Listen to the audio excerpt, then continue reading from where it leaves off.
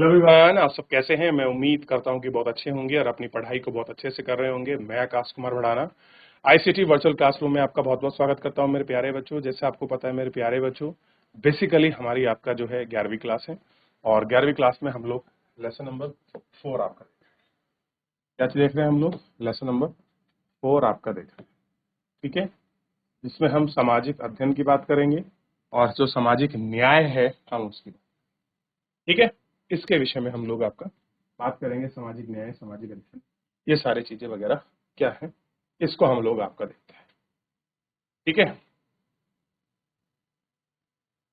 प्रेम के बहुत से रंग हैं और उनकी व्याख्या कर पाना आसान नहीं है, फिर भी हम अपनी अंतर्दृष्टि से यह समझ लेते हैं कि प्रेम का मतलब क्या होता है। उसी तरह न्याय के बारे में हमारी एक सहजानुभूति समझ है। हालांकि हो सकता है कि हम इसे ठीक परिभाषित कर दें, क्या करते हैं, हम उसे ठीक परिभाषित नहीं करते। इस मायने में भी न्याय भी बेहद तक आपका प्रेम जैसा है।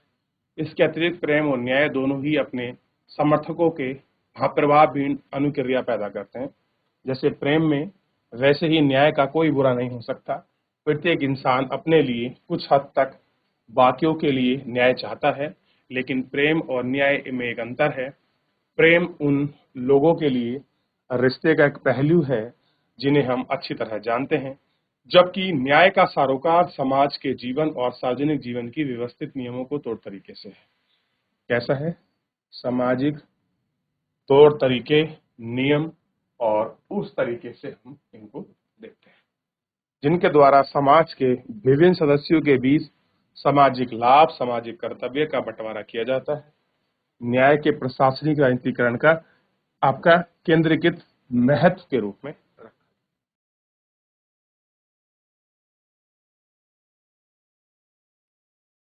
इस अध्याय को पढ़ने के बाद आप सामाजिक न्याय की अवधारणा से जुड़े निम्न मुद्दों को जानने में सक्षम होंगे।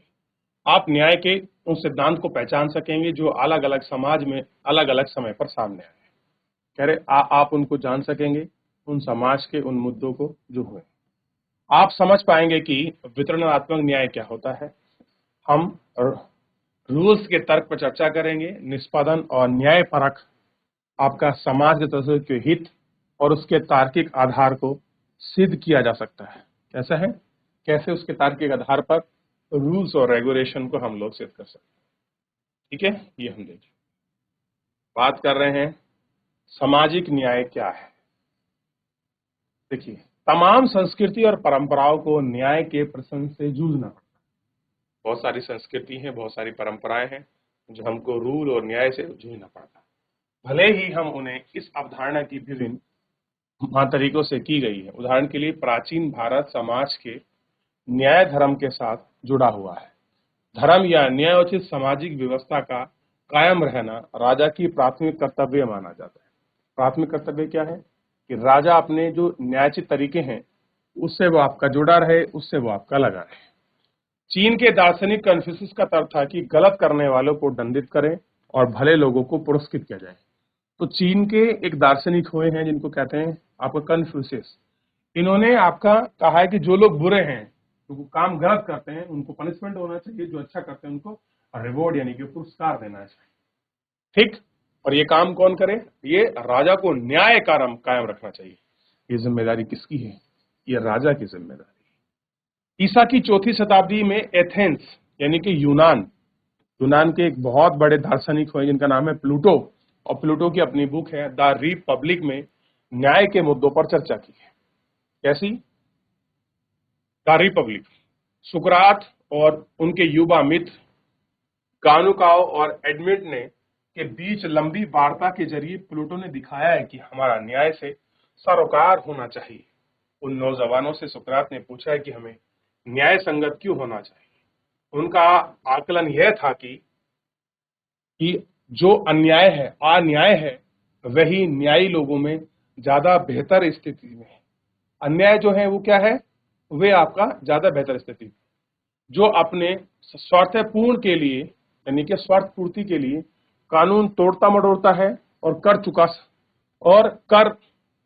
चुकाने से कतराता है। झूठ और धोखाधड़ी का सहारा लेता है, वे अक्सर उन लोगों से ज्यादा सफल होते हैं जो सच्चाई और न्याय के रास्ते पर चलते हैं। आज भी लोग ऐसी ही भावना का व्यक्त करते हैं और आपने सुना होगा और ये प्रूव की है, जो लोग स्वार्थी हैं, अपने बारे में सोचते हैं, अपनी चीजों को देखते हैं, उन्हीं सब चीजों में हम इनको अच्छे से देखते हैं कि ये कैसा, क्या और क्यों है और किस तरीके से इसका बना हुआ है।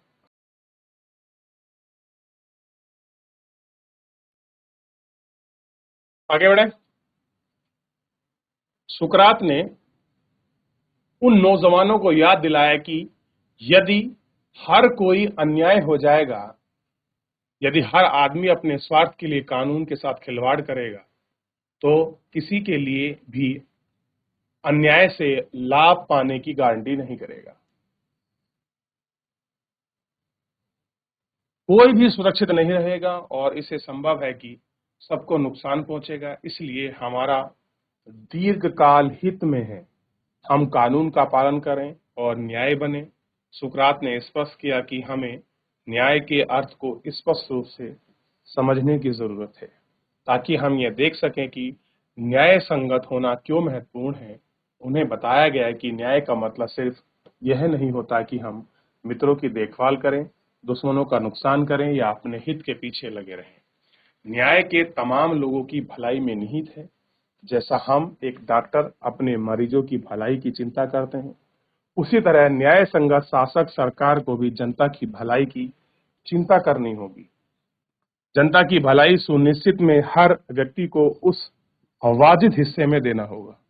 कह रहे जो वाजिब हिस्सा है वो आपको लोगों के लिए, वहां के लिए देना होगा।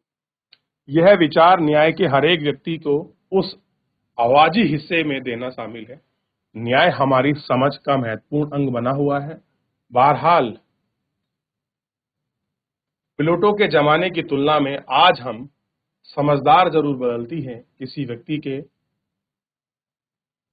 प्राप्य प्रक्ता यानी कि क्या पाने का अधिकारी है, क्या न्याय आज हमारी समझ से गहरे जुड़े गए हैं।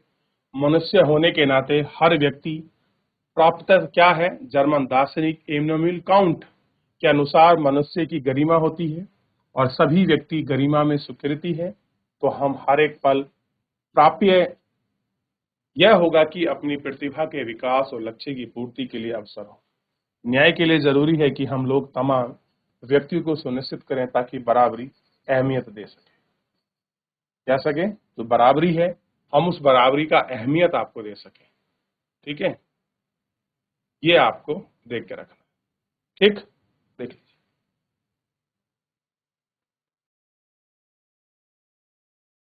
हो गया, आगे बढ़े। चलिए, ये उन्होंने बात करी समान लोगों के प्रति समान बर्ताव। आधुनिक समाज में तमाम लोग का सामना महत्व देने के बारे में अहमियत है, लेकिन यह महत्वपूर्ण निर्णय करना आसान नहीं है कि हर एक व्यक्ति उसके प्राय प्राप्य कैसे किया जाए। इस सिद्धांत का कोई सिद्धांत पेश किए गए हम एक सिद्धांत है समकक्षों के साथ समान बर्ताव की सिद्धांत। माना जाता है मनुष्य के नाते सभी व्यक्तियों में कुछ समान चरित्र विशेषताएं होती हैं, इसलिए वे समान अधिकार और समान बर्ताव के अधिकारी हैं। आज अधिकांश उत्तरदायी जनतंत्र कुछ महत्वपूर्ण अधिकार दिए हैं। हम जीवन, स्वतंत्रता और संपत्ति के अधिकार, नागरिक अधिकार शामिल हैं। हमें समाज में अन्य समाज के साथ ही अवसरों के उपभोग के लिए समाज और अधिकार और मतदान जैसे अधिकारों के में शामिल किया गया है। ये अधिकार व्यक्तियों के राज प्रक्रिया में भागीदारी है। कैसे हैं? राज प्रक्रिया में भागीदारी। समान अधिकारों के अलावा समक्षम समान बर्ताव के सिद्धांत के लिए जरूरी है कि लोगों के लिए वर्ग, जाति, नस्ल, लिंग के आधार पर भेदभाव न किया जाए। किसके आधार पर? वर्ग, जाति, नस्ल, लिंग के आधार पर भेदभाव न किया जाए। उन्हें उनका काम, उनके कार्यकलाप के आधार पर जांचना होगा। इस आधार पर वे नहीं कि वे किसी समुदाय या सदस्य के हैं। इसलिए कि अगर विभिन्न जातियों में दो व्यक्ति एक ही काम करते हैं, चाहे वो पत्थर तोड़ते हो का काम करते हो या पिज्जा बांटने का, दोनों समान परिश्रम मिलना चाहिए। यानी कि किसी के जाति के बेस पर उसका श्रमिक या उसका भेदभाव नहीं होना चाहिए। यदि किसी काम करने के लिए एक व्यक्ति को 100 रुपये और दूसरे को आपका 75 रुपये मिलते हैं क्योंकि वो विभिन्न जाति के हैं, तो यह अनुसूचित जाति के साथ अन्यायपूर्ण होगा। यानी कि सेम काम करने के लिए अगर सैलरी डिफरेंस हो जाती है किसी कास्ट लिस्ट के बेस पर, तो वो क्या है? अन्याय है। मैं कह रहा हूं अगर 99 भी मिलते हैं, मान लीजिए किसी ए व्यक्ति को 100 रुपए मिलते हैं और बी को 99, भले ही 1 रुपया कम मिला है, लेकिन ये क्या है? ये उसका अन्याय है उसके साथ, क्योंकि आपने क्या किया है? समानता के व्यवहार का आपने वो क्या उल्लंघन किया है, उसका साथ जस्टिस नहीं हुआ है, क्योंकि एक ही काम सेम बराबर कर रहा है, एक को पैसे ज्यादा एक को कम मिल रहे हैं, तो ये क्या है? ये अन्याय है। आगे बढ़े।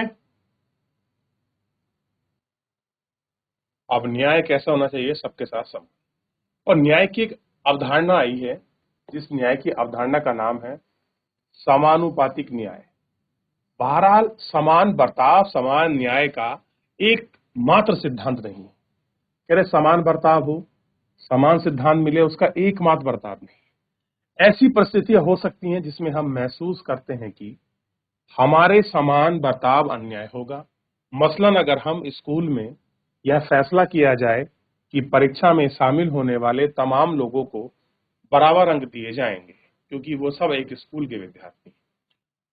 कैसे हैं? सबको समान अंक मिलेंगे क्योंकि सब एक ही समान के विद्यार्थी हैं। अब आप मुझे बताइए, अगर हर जगह हम बराबरी के सिद्धांत को लगाने लग गए तो भी काम नहीं चलता, उसमें भी कुछ हमको वेरिएशन करना। और सबों की एक ही परीक्षा दी जाए और आपको कैसे पता लगेगा कि वो ज्यादा उचित समझता है या छात्र को उनकी उत्तर पुस्तिकाओं की गुणवत्ता और संभव हो, इसके लिए उसके द्वारा किए गए प्रयास के अनुसार दिए जाएं। दूसरे शब्दों में सबके लिए समान अधिकार की दौड़ में एक ही शुरुआती रेखा निर्धारित करने के बावजूद ऐसे मसलों का न्याय का मतलब होगा कि लोगों को उनके प्रयास और पैमाने अर्हता का अनुपात में पुरस्कृत करना। अधिकांश लोग सहमत होंगे क्योंकि लोगों को समान कार्य का समान दाम मिलना चाहिए। लेकिन किसी काम के लिए अवांछित मेहनत कौशल संभावित खतरे अधिकारों को ध्यान में रखते हुए अलग अलग काम के लिए अलग अलग पारिश्रमिक निर्धारित उचित न्याय संगत होगा। अगर हम इन मानदंडों का इस्तेमाल करें तो हम पाएंगे कि हमारे समाज में कुछ कामगार तबकों को ऐसे कामगार के मद्देनजर परिसंपत्ति नहीं मिलती। उदाहरण के लिए खनिकों, कुशल कारीगर को पुलिस कर्मियों जैसे खतरनाक, सामाजिक रूप से उपयोगी, पेंशन में लगे लोग सदैव श्रमिक नहीं मिलता। जो कुछ लोग कुछ समय के लिए लोगों को होने वाली कमाई की तुलना अनियोजित हो जाए। समाज में न्याय के लिए समान बर्ताव के सिद्धांत को समानुपातिक के सिद्धांत में संतुलन बैठाना जरूरी। कैसा है? इन सब में संतुलन बैठाना जरूरी है। किसकी बात की गई है? संतुलन। चलिए, तो मेरे प्यारे बच्चों, फिलहाल जो है आज के लिए इतना ही। मिलेंगे नेक्स्ट लेक्चर में। और आप तब तक अपना घर जाकर आप पुराने चैप्टर का रिवीजन कीजिए और साथ में चैप्टर को पढ़िए कि न्याय की अवधारणा कैसी है और कैसे हम न्याय और अन्याय के बीच को अंतर कर पाते हैं। ये सबसे महत्वपूर्ण चीज है। क्लियर है? चलिए, धन्यवाद आज के लिए।